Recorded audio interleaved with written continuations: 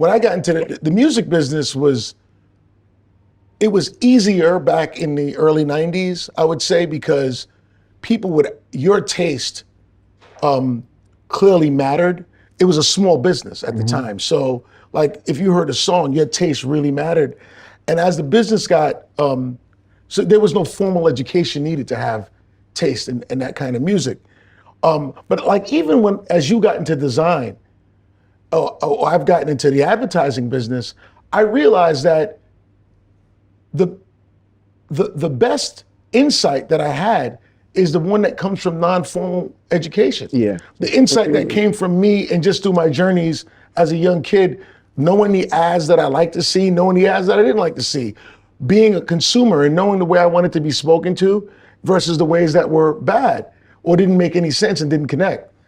And that's the kind of stuff that when I hire people and I bring people in my company, I'm less concerned about the formal background and I'm more concerned about, are you using your instincts? Your intuition. Yeah, and instinct, are you applying that? Because if you apply that, we're gonna win. Yeah. That's the thing I wanted, because I built the whole business off of that idea 100%. of my instincts. Yeah.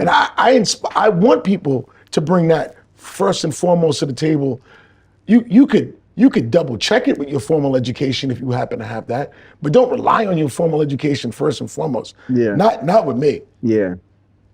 Because there's a lot of people who have the formal education that just like couldn't get out of a fucking, couldn't find their way out of the Louvre. Yeah, well, that was the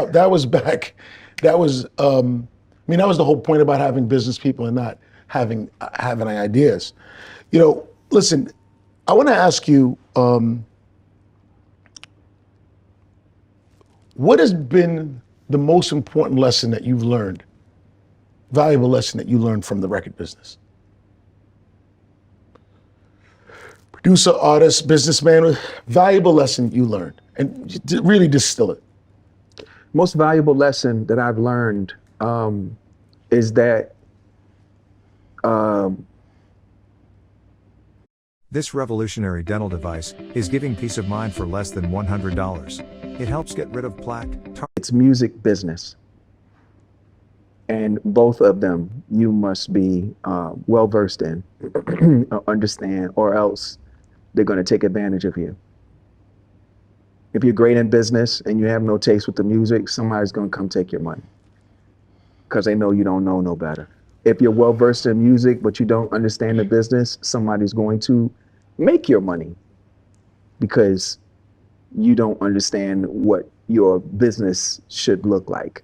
So I think both are very important. And if you find yourself in a situation, looking at the cameras for this one, you find yourself in a situation which is 65 to 75% of the time when you're in a compromised contract, don't stop making music. Like, that's gonna help you. Don't do that. What you do is make the music, and there is a lawyer that will come and help you to unlock all of, all of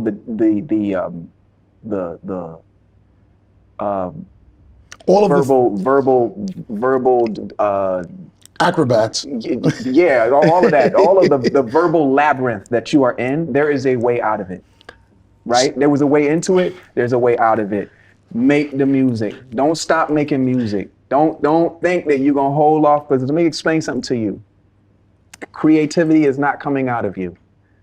Creativity is like the work of the universe. The universe, that's why they call them universities. The universe is a library. I was just telling somebody this yesterday. All we doing is checking ideas out. We can pretend that we being possessive, it was here before us, it's gonna be here after us. We just checking ideas out, right? And what you would have checked out